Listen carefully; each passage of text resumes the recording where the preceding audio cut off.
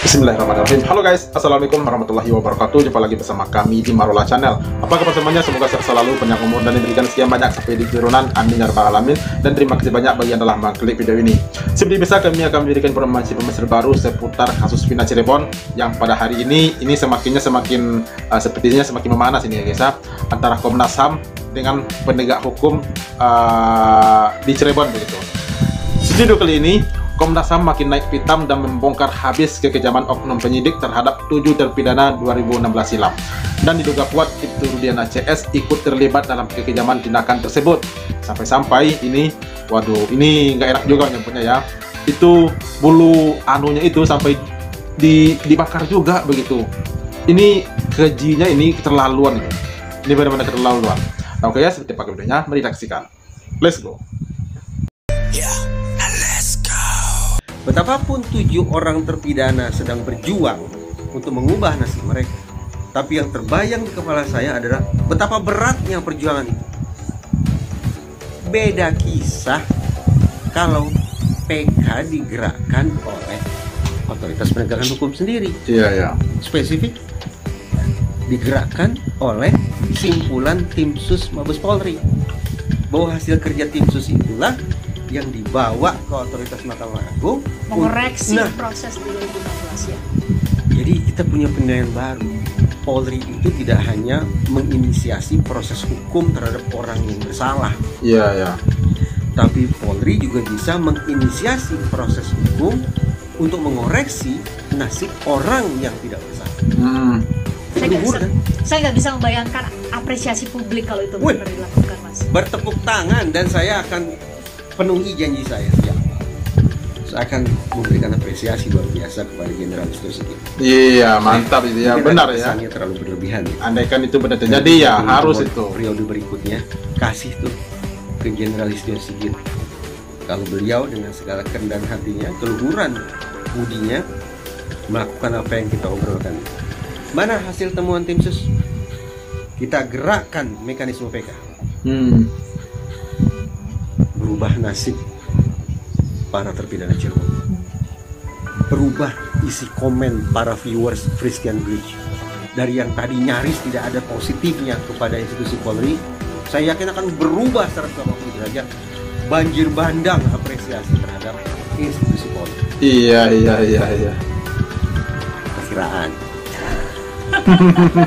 itu bekas-bekasnya masih ada, dokumentasi Komnas HAM sangat lengkap karena kami meminta informasi langsung kepada 8 terpidana. Kemudian juga ada yang tendang atau laras panjang, ada yang disulut pakai dibakar bulu kemaluannya dengan api. Ada yang dipaksa minum air kencing, ada yang paksa duduk dengan kursi besi gitu ya, sehingga ada salah satu terpidana itu tangannya yang kemudian sampai tidak bisa berfungsi dengan baik, cacat gitu ya, mengalami cacat. Kemudian juga ada yang dibenturkan ke tembok gitu. Jadi beberapa bentuk-bentuk penyiksaan itu kami identifikasi berdasarkan informasi langsung dari 8 terpidana gitu. Dan bagaimana mereka menyampaikan dengan rasa traumatik itu masih sangat kelihatan betul gitu, yang kami lakukan, dan kami konfirmasi itu juga dengan ahli forensik. Kalau ahli strapless matanya ada, Mbak? Kami tidak menemukan itu. Saya berdua mas saya ke sana, sempat berdiskusi seperti ini dengan penasihat hukum Rivaldi. Itu penasihat hukum menyatakan itu di strapless matanya ya mas ya, kelopak matanya dan telinga. Itu nggak ditemukan oleh Komnas HAM.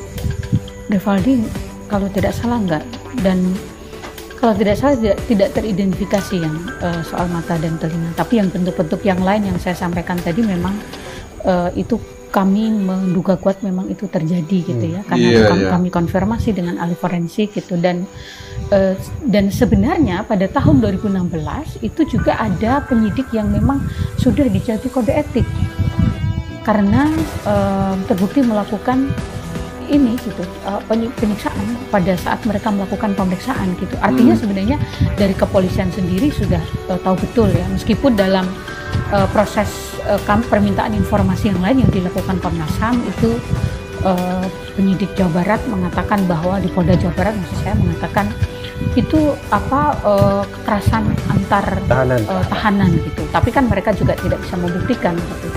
Jadi ya kami memegang keterangan yang disampaikan oleh para terpidana yang kemudian kami konfirmasi dengan ahli forensik, dan kami masih melihat betul bekas-bekas. Nah, kita harus ingatkan lagi ke netizen bahwa Ibtu Rudiana ini adalah anggota di Sat Narkoba Polres Cirebon Kota. Saya mau tanya dulu ke Pak Susno, apakah mungkin memang secara prosedural seorang polisi aktif yang bukan reserse, ya, bukan diserse, kemudian meminta sprindik atau mendapat sprindik untuk melakukan investigasi terhadap sebuah kasus yang seharusnya itu adalah ranahnya reserse? Mungkin nggak tuh Pak? Ya nggak boleh lah, kan sudah dibagi, ini narkoba, ini reserse umum, ini apa namanya krimsus, ini kecelakaan lalu lintas, ya sudah ada pembidangannya, tidak mungkin lah. Ya. Jadi satu tidak mungkin. Dua, perkara yang namanya pembunuhan tanda petik, kenapa saya katakan tanda petik? Karena awalnya kan kecelakaan lalu lintas, itu bukan tertangkap tangan. Karena bukan tertangkap tangan harus melalui penyelidikan. Nah, penyelidikan itu belum nangkap. Kalau sudah nangkap itu sudah upaya paksa, sudah masuk ke ranah penyidikan, penyitaan, terus apa namanya penangkapan, penahanan, itu sudah masuk ke apa namanya ranah penyidikan. Dan ini harus dilakukan oleh reserse yang diberi surat perintah. Ingat ya, tidak semua polisi boleh menangkap. Nah, ini bukan buat netizen kita nih. Dan tidak semua yang boleh menangkap itu adalah reserse. Tidak semua reserse boleh menangkap. Adalah reserse yang diberi surat perintah. Yang misalnya saya serse, kan ada serse bagian administrasi, ada serse bagian sopir, ada serse bagian apa, tidak semua serse bagian nangkap. Jadi gitu ya. Yang betul-betul dia menyidik perkara, dan itu pun harus dengan surat perintah dari yang berwenang. Dalam hal ini Kapolres Siko misalnya ya, Kapolres. kalau itu Nah, Kapolres mendelegasikan kewenangannya itu kepada Kasat Reskrimnya.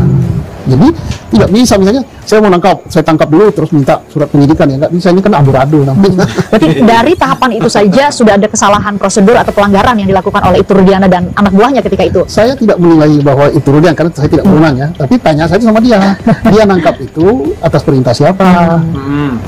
Nah, karena nangkap itu tidak boleh sembarang orang. Bukan tindakan paksa ya, Pak Susno ya? Itu tindakan paksa. Kalau nanti dialihkan katakan, oh saya tidak nangkap, saya ngamankan. Yang ngamankan sama nangkap beda jauh. Nah, kalau saya ngamankan misalnya situ ada pesta, ramai, pinggir jalan, supaya tidak terjadi kecelakaan lalu lintas, saya berdiri di situ, saya amankan.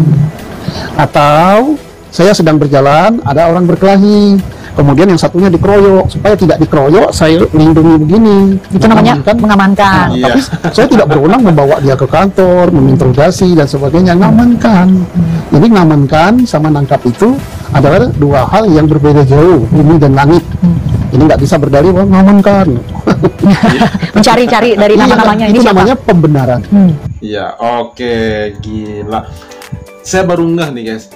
Ini sepertinya selama pembahasan tentang kasus Vina Cirebon ini, kok nggak ada yang membahas seperti yang disampaikan Pak Susno tadi. Jika Ibtu Rudiana CS melakukan penangkapan terhadap 7 terpidana ini atau 8 terpidana ini, itu kan ada surat perintahnya ya. Nah, ini surat perintahnya itu dari mana? Dari Kapolsek kah? Atau Kapolres kah? Atau Kapolda Jabar begitu? Sepertinya selama kasus ini bergulir kembali semenjak itu film 7 Hari Vina itu nggak ada yang bahas sepertinya. Sepanjang saya amati ya cerita kasus Vina Cirebon ini, sepertinya nggak ada. Nah, ini patut dipertanyakan juga, ini patut dibahas juga ini. Siapa yang mengeluarkan surat perintah penangkapan terhadap 8 terpidana waktu 2016 silam? Nah, ini harus diusut juga ini ya. Siapa kira-kira? Kapolsek kah? Atau Kapolres kah? Atau Kapolda Jabar kah? Begitu. Nah, ini adalah PR juga ya buat para penegak hukum seperti dan juga para ahli-ahli forensik begitu ya. Kira-kira coba bongkar siapa gitu. Oke guys, itu dia review kita hari ini, dan makasih banyak yang telah menonton, dan sampai jumpa lagi di video berbeda. Terima kasih. Thanks for watching.